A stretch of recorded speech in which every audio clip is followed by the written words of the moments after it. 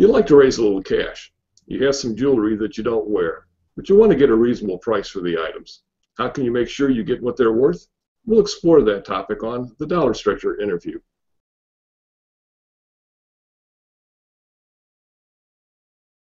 I'm Gary Foreman, editor of thedollarstretcher.com. Last year, Americans spent nearly $80 billion on watches and jewelry, and much of it gets sold each year. With us today is Andrew Fabrikant, a partner of Andrew and Peter Fabrikant, a nationwide leader in diamond and estate jewelry buying. Andrew, thanks for joining us today. Thank you for having me. Andrew, I'm frankly not that knowledgeable on jewelry. My wife would probably swear to that. How can the average person tell a really good piece of jewelry from just the run-of-the-mill kind of thing that you might buy at a chain store? Well, if you're looking to buy jewelry, I would think you go to the most reputable jeweler you can find. And if you have an interest in finding out if it's a fair deal or not, you can email me at my email address, which we'll give later, and get answers that way.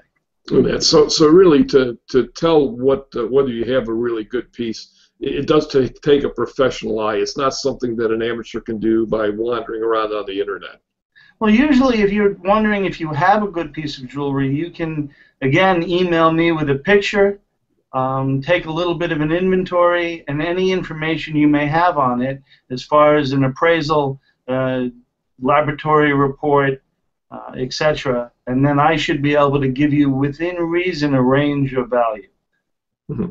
Now, if somebody has a better piece of jewelry, something that they either bought themselves or maybe inherited when Grandma passed away, and they want to sell it, what's the best way to do it? I mean, I know everybody that watches TV is tempted to head over to the pawn shop and argue with Rick at Pawn Stars, but I'm guessing that's probably not the best method for most of us.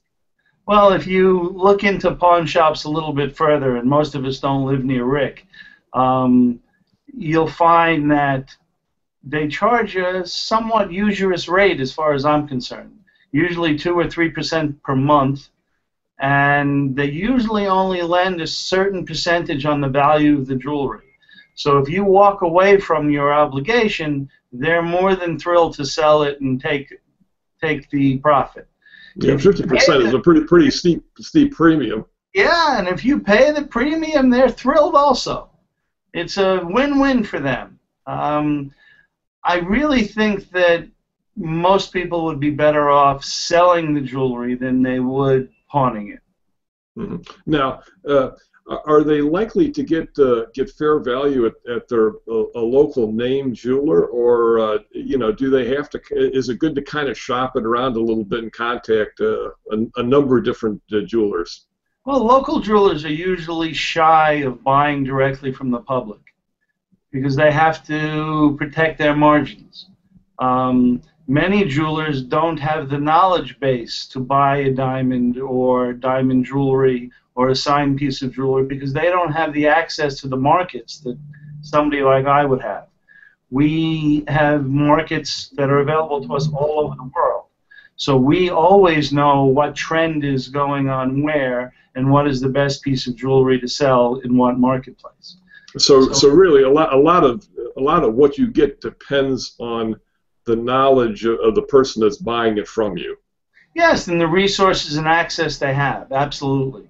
You can try and sell jewelry on eBay, and very often that won't work because the reputation of the seller is usually the most important part. We believe the same thing, that the most important part of our business is our reputation. So we go out of our way to try and make sure clients are happy with the results that they get. And if they're not, we cover the expense of getting it back to them. Now, speaking of reputation, I've been concerned. I mean, I suspect in most towns in this country, you find a "We Buy Gold Here" sign somewhere in town. And how does someone know that they're actually getting what their gold is worth when they turn in, that chain that they got for Christmas 3 years ago? Well, since they're online looking at your site, I imagine they're well-versed enough to be able to go to a site called kitco.com, kitco.com, and that will give them the price of gold on the day. And then there are calculations online where they can figure out what 100% of gold is. I don't believe you'll get 100% of gold, and I don't think that you have to worry about it that much. But I think you should get 70, 80, sometimes even 90% of gold weight, depending upon how much you bring in to sell. Okay, so if they're getting an offer at 50% of what their calculation is, they might want to look at another dealer. Right.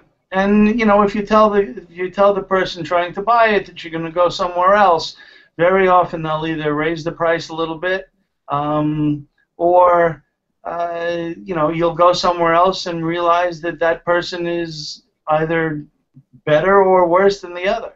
Mm-hmm. It's always a competition. It's one of the reasons our brokerage service for some of the better items works so well, is that we can market jewelry for people all over the world.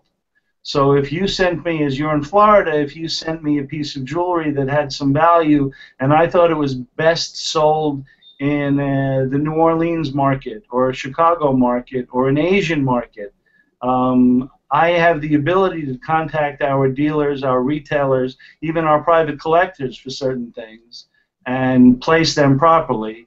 To find the best end user is really my job, to get you the most money for your jewelry. Now, if somebody has a good, high-quality piece and they'd like to contact you, I know you have a website. That's Fab on Fifth, the number 5 th.com, and we'll link to that. But what else can they find on your website? Well, they can find information on how to sell jewelry. I always tell people to inventory their jewelry before they send it to you. Take pictures of it front and back. And give the person you're sending to, hopefully me, all the information that you might have. You don't have to worry about hiding the price on an appraisal. It's just going to give me diamond counts. I don't even look at the price on an appraisal. The market factor is what generates the number. So it's what the piece of jewelry is worth. Now, we specialize in finding value in jewelry by, one, knowing the markets and where they belong, and two, examining it for its quality, its craftsmanship, its history, its genealogy. Everything about it is looked at so that we can place it properly. Fantastic. Well, Andrew, we thank you for sharing your wisdom. I know you've been in the business for a long time, and I'm sure people learned a lot by watching you today. Thank you very much.